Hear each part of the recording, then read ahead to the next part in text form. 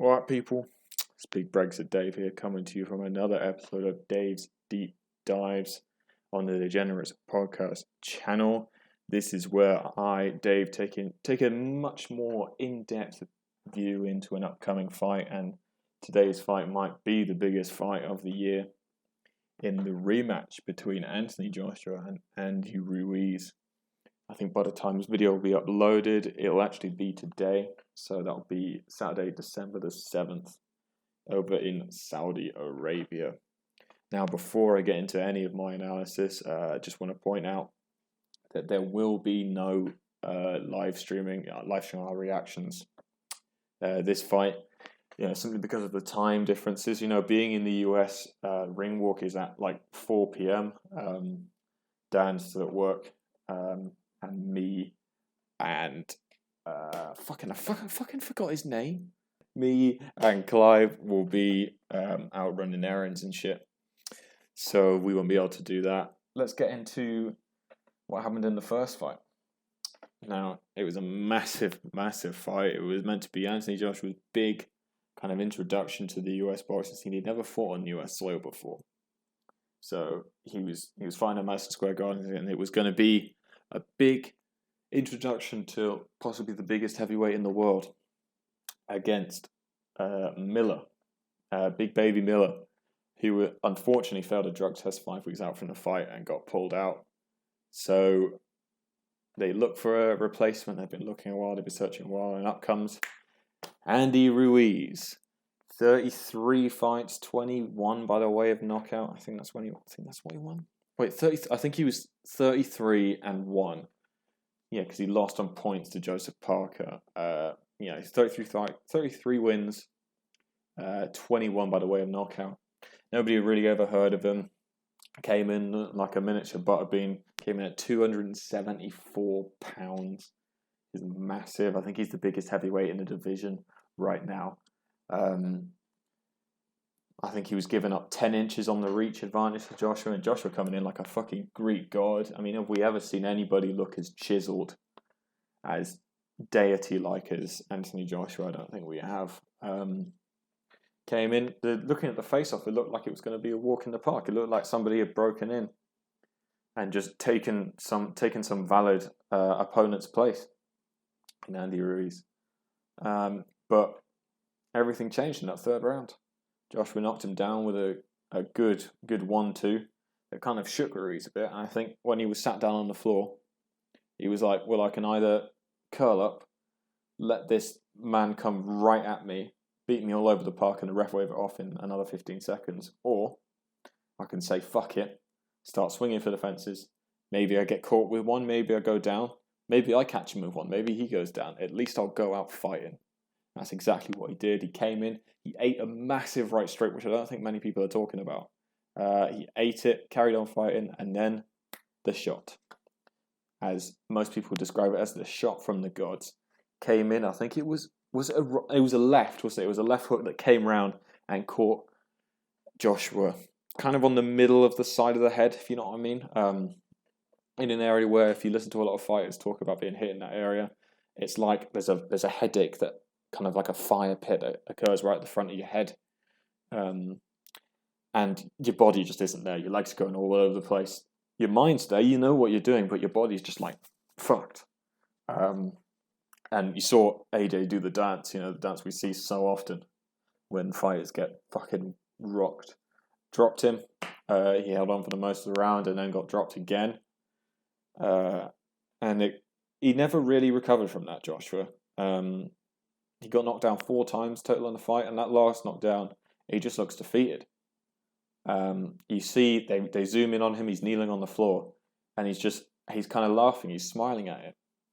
And it's like he almost was like, what the fuck is going on? Many people, when they're confronted into a corner and when something's not going right for them, they have that reaction. That reaction of just, I'll just laugh it off. And also many people, when they're being completely outclassed and when they're being embarrassed, they have that same reaction as well. That just, I'll just laugh it off. I'll just use humor or something to kind of dial back what I'm really feeling. It's not something that I think Joshua intentionally did. I think it just happened, but especially that fourth knockdown when he got up and the referee told him to walk towards him, and he turns around and goes to the corner and puts his arms up on the ropes, and he just looks shattered. He spits out his mouthpiece. That's the thing. That's the thing that people don't realize. You look in, he's on the floor, and the mouthpiece doesn't fall out. He spits out the mouthpiece. That's a big thing. I think when a lot of people have been talking about how he gave up during that fight, I think that's what happened. I think that's how people interpret the fact that Joshua gave up there. And obviously the referee waved it off, and Ruiz became the first Mexican heavyweight world champion, which is fucking huge. But I want to go back to how that fight might have affected mentally both the fighters. First of all, let's start with the obvious culprit in terms of mental effect, and that is Joshua. Because of the way that he lost, and the manner that he lost, and the situation that he lost. Coming into the fight, he was really, really focused on fighting Miller. There's a lot of going on back and forth between the two. Miller was kind of the first fighter since White that had really got in under Joshua's skin. Miller had assaulted his family, him as a man. And you could just clearly see in his eyes and in his demeanour that Joshua wanted to fucking wipe the floor with Miller. And when he failed that drug test, I think Joshua kind of lost motivation for the fight. I think he definitely overlooked Andrew Ruiz as a boxer rather than, he overlooked him as a boxer by just looking at his physique, Andrew Ruiz coming in looking like a fucking fat child. I think AJ looked at him and was like, what the fuck is this shit? I'm going to roll this guy over in 2 rounds. It's like, I may as well slack off training, may as well slack off this. I think I'll just roll him over. Go on. And even when they had the face-off, just before they were about to fight, where they went to touch gloves, like the difference between the two. And I think Joshua looked at him and was like, you don't deserve to be in this ring with me. And then just walked around and just kind of half-assed it. Yeah, he caught him, and then he was like, I caught him now, I may as well fucking go for it. Without realising that Ruiz has the fastest hands in the fucking division. And Ruiz was like, fuck it, I'm going to go for it. And he caught him, and he never recovered. And he lost his 4 world title belts. Now, how has that affected him mentally? I think for a long time, Joshua was in his feelings. I think he always keeps a very PC kind of personality. On camera, he's always this very, very likeable person. Down to earth. I know he used to work as a bricklayer and that. Came to boxing very late. So people kind of relate to him. Because, they feel like they know an Anthony Joshua from down the road. But I think inside, with his real family, his real friends, I think he was heartbroken. Because this was a fight that he could have won, that he should have won. That everybody thought he was going to win. That, millions and millions of dollars have come into the process to make his introduction to the biggest market in the world, in the United States. In the mecca of boxing, in the mecca of all arenas, in Madison Square Gardens in New York City. Presented as this fucking Adonis. And he gets wiped out, completely outclassed, by a man that looks like all he eats is fucking fish and chips, and he drinks pints and pints of lager, and he lives down a pub, and he talks about immigrants taking his jobs. How has that affected him mentally? I think, a lot of people start to disrespect him as well. I think he would have had to tuned off social media, tuned off mainstream media, because a lot of people are quick, they ride you when you're up high, but as soon as you make a mistake, soon as there's any sort of downfall, they are the quickest people to jump on the bandwagon, There was a lot of disrespect flying around on Joshua. People thought that he wasn't any good anymore. What? Imagine if you, sitting down at home listening to this, imagine if you had done an amazing job in a particular whatever you're good at, whether it's sport, whether it's drawing, whether it's speaking, whether it's playing music, Imagine if you were consistently one of the best in your area, in your school, in your class, in your county, in your state, in your country, in the world, and you've been consistently very, very good for a long time. And then by some accident, by some miracle, you did something, you performed a night, you drew something, you made a song, you made an album that wasn't good, that, completely flopped. Imagine if the people that were, riding on you saying that you were so, so good, those same people then turned around to you and went, "You fucking shit. You never be shit. What the fuck was that? I've never liked you I've never thought you was good. I think you were completely overhyped. You shouldn't even think about, sharing your music or competing with other people, because what just happened there was fucking shit."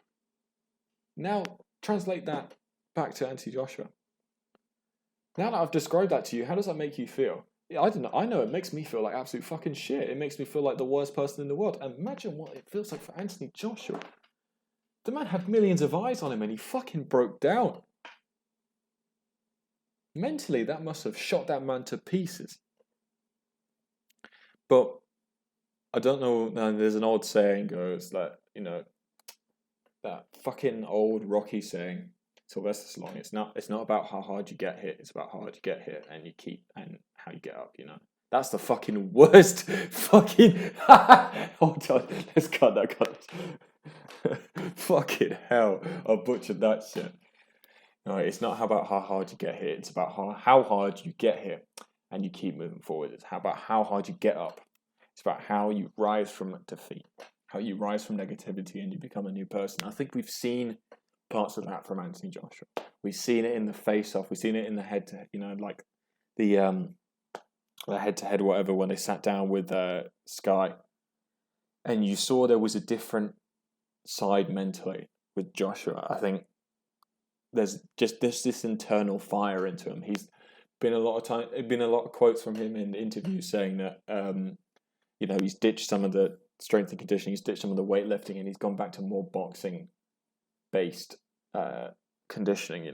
There would understandable ways coming in lighter now, coming in 10 pounds lighter than what he did in the first fight, because I feel like there's boxing muscles and then there's normal muscles.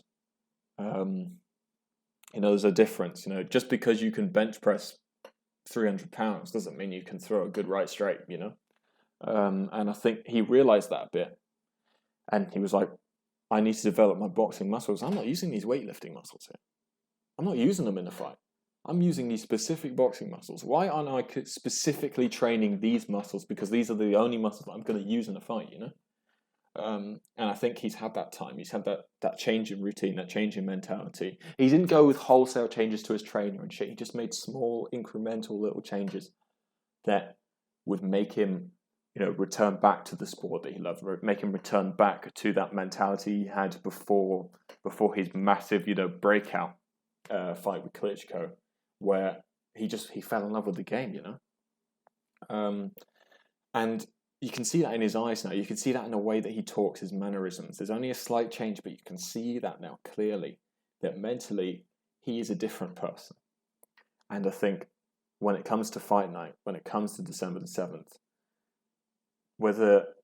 if he's mentally there, I think he can take that forward, and we might see a complete demolition on that night.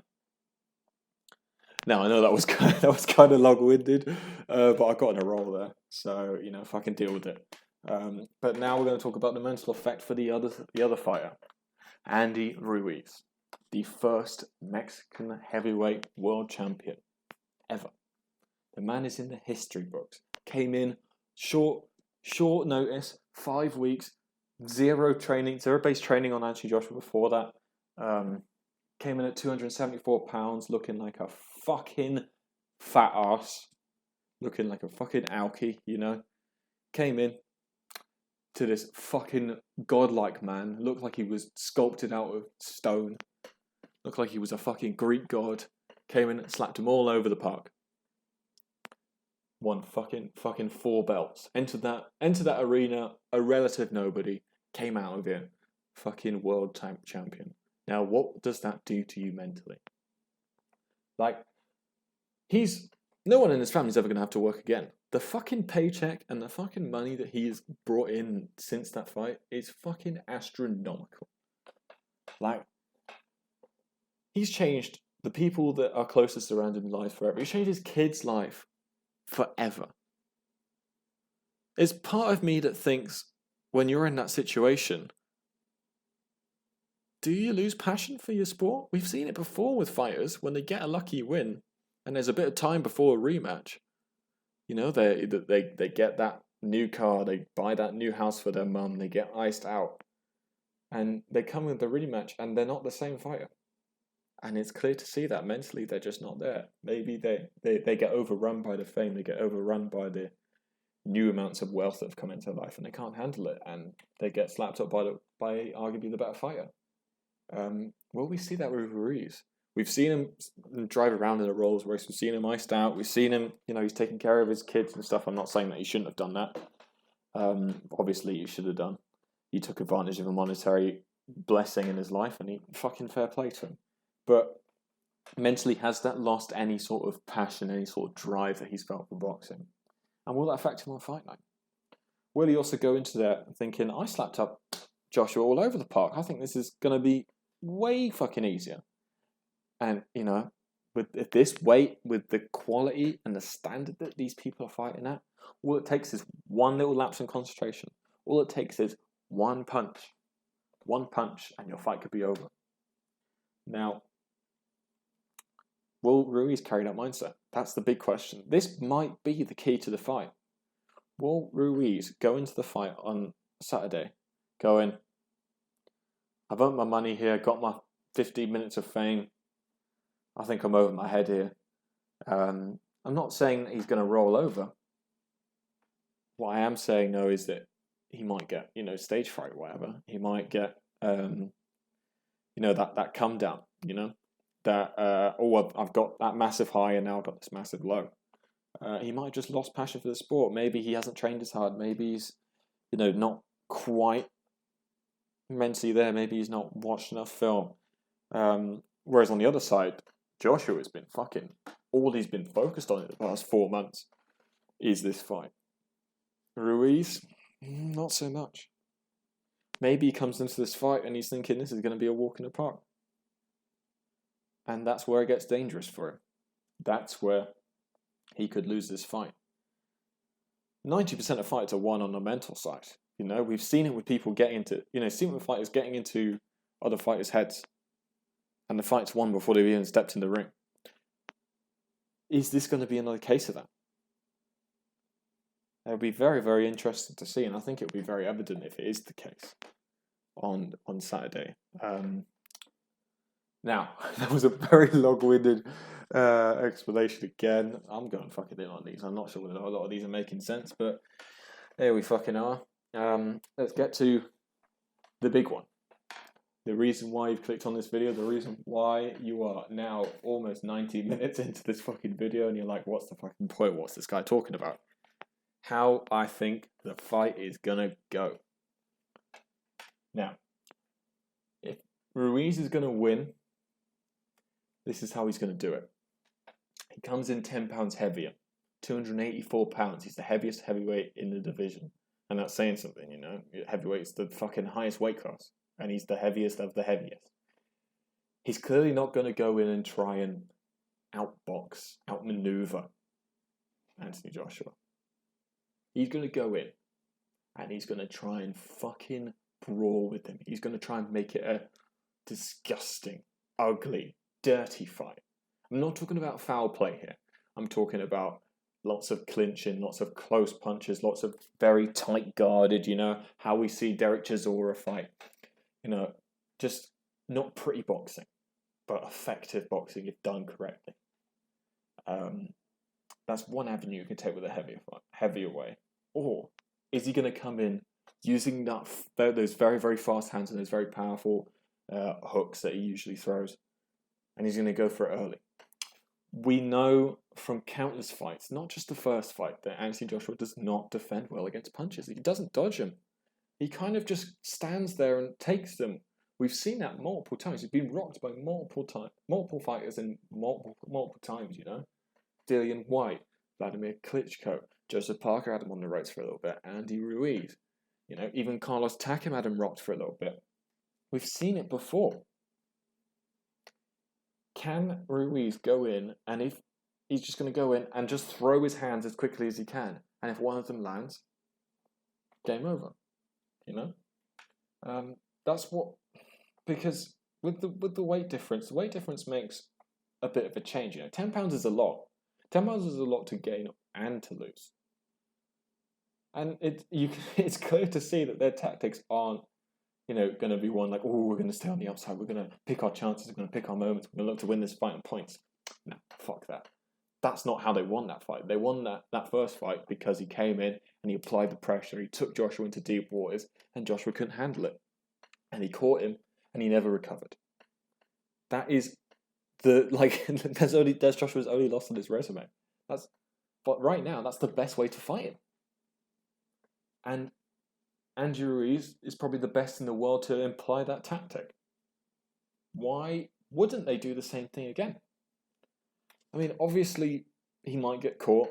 He might get fucking flopped over, and he might get knocked out in the first, second round, But in their mindset, they've got nothing to lose. Nobody expected them to be in that situation in the first place. Like, why would anybody care if he lost? This is a chance for, this is really a win-win situation. He gets knocked out, fair fucking play. He put up a good fight. He's a good fighter, but he's over his head. If he wins again, 1, Joshua's career might be done. 2, he still has those 4 heavyweight belts. 3, there is definitely not going to be another fight between these two. And 4, Deontay Wilder might be on the cards.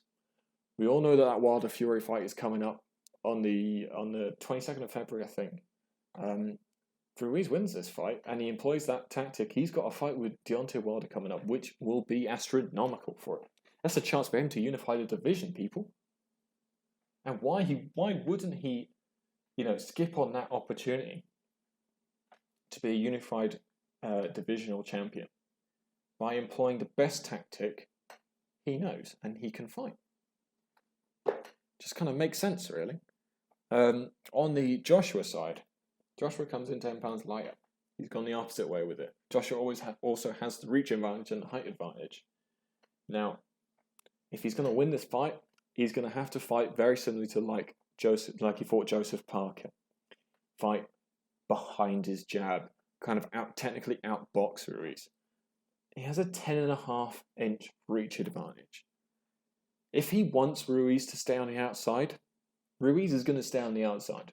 That's too much of a distance in, a gap in reach.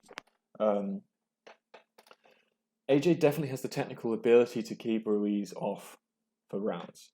If he makes it kind of a distant, almost boring fight, there's only a couple of punches thrown in each round, but he keeps winning those rounds.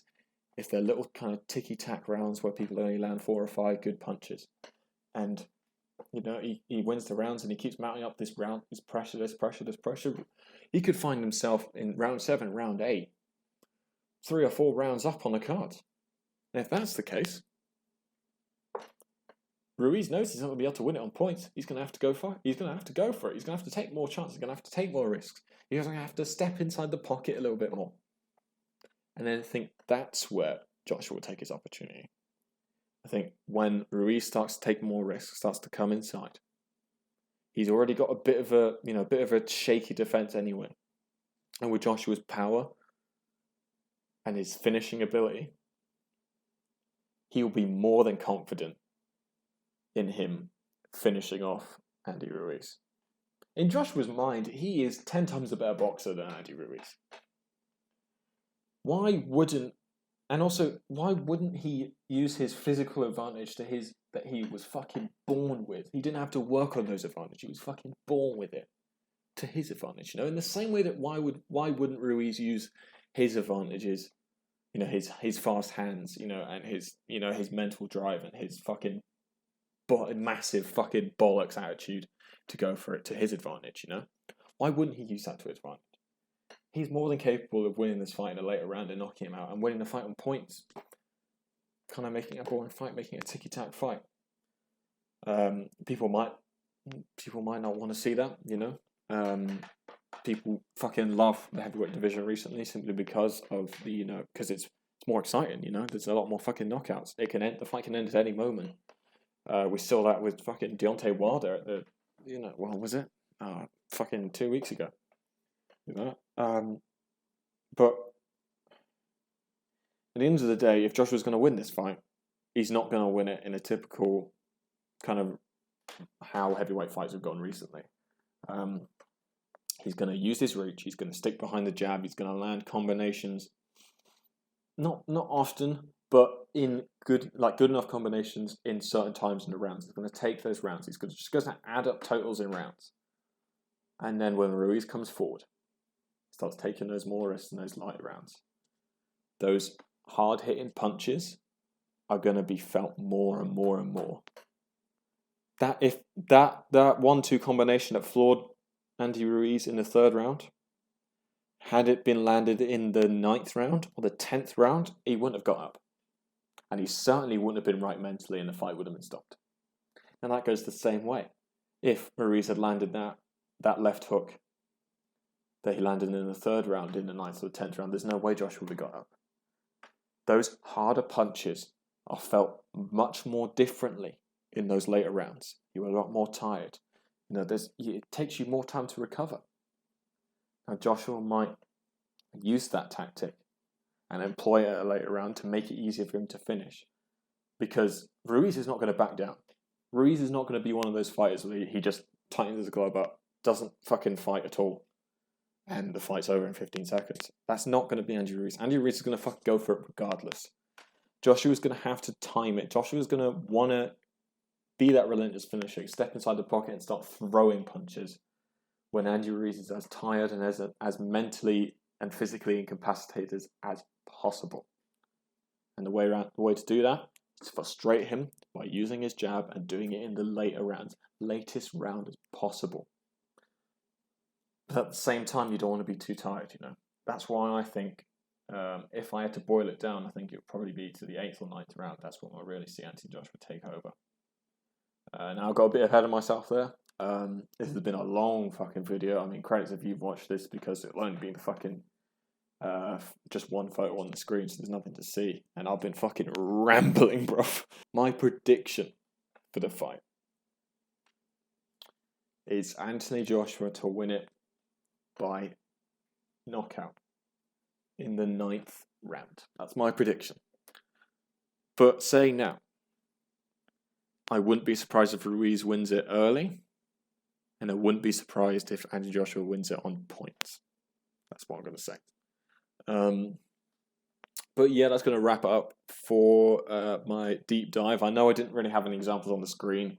I didn't really go into a little bit of the technical kind of sides to it and how Joshua can use his jab and use his right to employ different shots and stuff, and how Ruiz can do this and do that. And if he steps here, he can counter it with that. Because I didn't feel like it was necessary, I think we've had so much time to really analyse this fight that me talking about it is just going to be repeating what you as a listener, you as an avid boxing fan already fucking know, So it's just simply a case of just fucking waiting for the fight, I can't wait for it. I'm going to be fucking gassed. It's going to be a bit early to get fucking steamed, but at the same time, I'm not going to be sober. Oh, shit. So, yeah, there won't be another podcast episode, obviously. I don't know what's going on with Clive and with Dan at the moment. We're just kind of laid off with the podcast episodes. There will be some coming in the future. I'm going to keep this going, just to keep content coming out. I think Dan is coming out with a new series called Dan's Rants. It's only been like 4 or 5 minutes, but it's going to be fucking funny. I'm not sure where that's coming, but it'll be coming soon. I think my next video on this, I'll do the Mayweather return to boxing and also the McGregor return to UFC and whether I think it's a good idea or not. That'll be probably sometime next week, sometime around the 11th or the 12th of December. But yeah, apart from that, what did you think of the video? Comment down below what you liked, what you didn't like, how you think I can improve. I'm enjoying the series. Hopefully you guys listen to it too. But apart from that, yeah, like if you enjoy, subscribe. If you are new, share it with your friends and share the podcast with your friends. Comment down below what you want us to make videos on next. Be interesting to debate topics with the other guys, because I know these guys have a lot of interesting opinions about certain stuff right now. But yeah, see you later.